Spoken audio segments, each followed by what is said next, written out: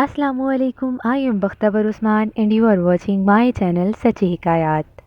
सच्चा है मेरा मालिक जिसके कब्ज़ा कुदरत में मेरी जान है, जो बेहिसाब मखलूक़ात का मालिक है, जिसने इंसान को मिट्टी और जिन्नात को आग से पैदा किया है। जिन्नात क्या हैं? इन्हें क्यों पैदा किया गया है? क्या इनमें भी रूह होती है?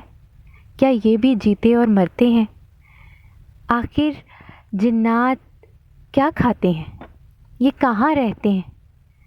और जिन्नात भी मुसलमान या काफिर होते हैं? और जिन्नात के बारे में इस्लाम के बुनियादी अकीदे क्या हैं? आज हम इन तमाम सवालात के जवाब जानेंगे। जिन का लग़वी मानी छुपी हुई मखलूक। इस्लामी अक़ीदे के मुताबिक ऐसी नज़र ना आने वाली मखलूक जिसकी तख्लीक आग से हुई है, जिन्नात कहलाती है। कुरान शरीफ में जिन्नात के नाम पर एक पूरी सूरत सूरह जिन के नाम से मौजूद है, और अल्लाह पाक इरशाद फरमाते हैं, और मैंने जिन्नों और इंसानों को महज इसीलिए पैदा किया है कि वो सिर्फ़ मेरी ही इबादत करें। जिन्नात की तख्लीक। कुरान पाक में जिन्नात की तख्लीक का ज़िक्र इस तरह किया गया है। तर्जुमा: उसने इंसान को ठीकरी की तरह बजती हुई मिट्टी से पैदा किया और जिन को आग की लपट से पैदा किया। इसकी तफसीर में लिखा जाता है कि नार से मुराद एक ख़ास नौइयत की आग है, ना कि वो आग जो लकड़ी या कोयला जलाने से पैदा होती है। और मारिज के माना है खालिस शोला, जिसमें धुआं ना हो।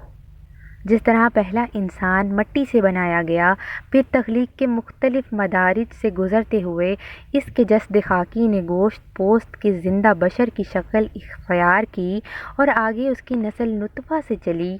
इसी तरह पहला जिन खालिस आग के शोले से पैदा किया गया और बाद में उसकी ज़ुर्रियत से जिन्नों की नस्ल पैदा हुई।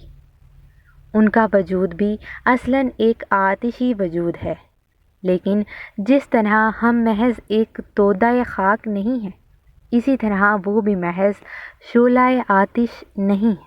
और अल्लाह ताला फरमाते हैं कि हमने जिन्नात को आग के शोले से पैदा किया। जिन्नात की 3 इकसाम हैं। एक किस्म के जिन्नों के पर होते हैं और वो हवाओं में उड़ते फिरते हैं।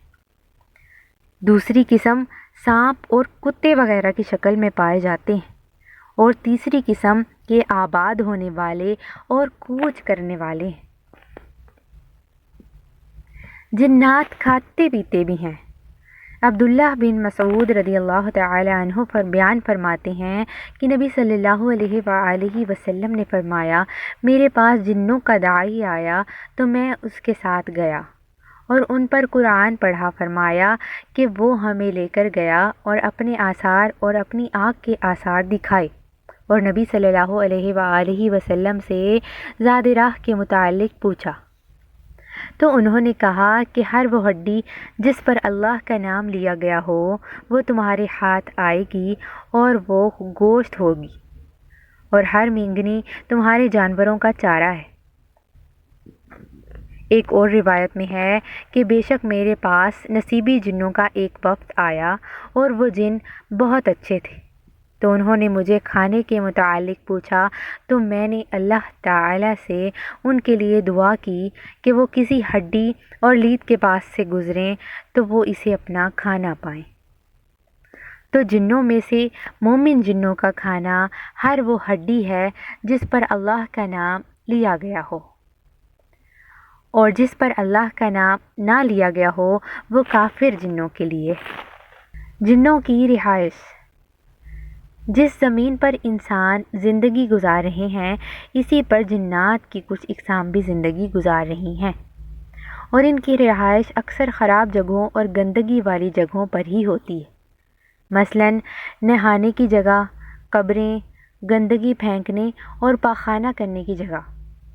इसीलिए नबी करीम सल्लल्लाहु अलैहि वसल्लम ने इन जगहों में दाखिल होते वक्त असबाब अपनाने का कहा है। जिन्नात की कुदरत और ताकत। अल्लाह ताला ने जिन्नात को वो कुदरत دی ہے جو انسان کو نہیں دی۔ انتقال اور حرکت کے اعتبار سے سریع ہیں، یعنی کہ جنات ایک جگہ سے دوسری جگہ پلک جھپکنے میں پہنچ سکتے ہیں اور کسی بھی چیز کو ایک جگہ سے دوسری جگہ پلک جھپکنے میں پہنچا بھی سکتے ہیں۔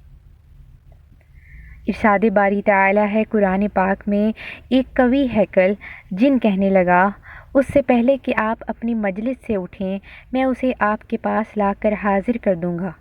یقین مانے میں اس پر قادر ہوں اور یوں بھی امانت دار ہوں۔ جس کے پاس کتاب کا علم تھا وہ بول اٹھا کہ آپ پلک جھپکائیں اور اس سے بھی پہلے آپ کے پاس پہنچا سکتا ہوں۔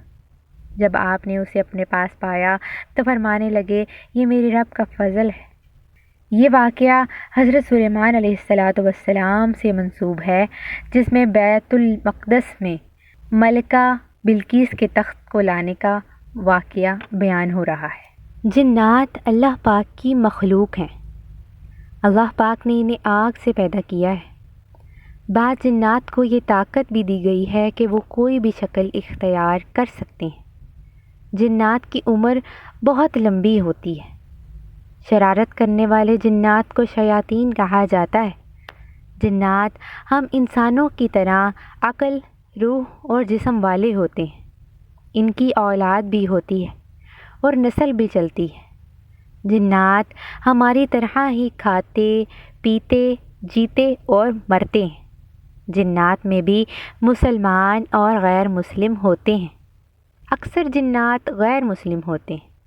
جو جنات مسلمان ہوتے ہیں ان میں اچھے بھی ہوتے ہیں اور برے بھی ہوتے ہیں، لیکن بروں کی تعداد کچھ زیادہ ہے۔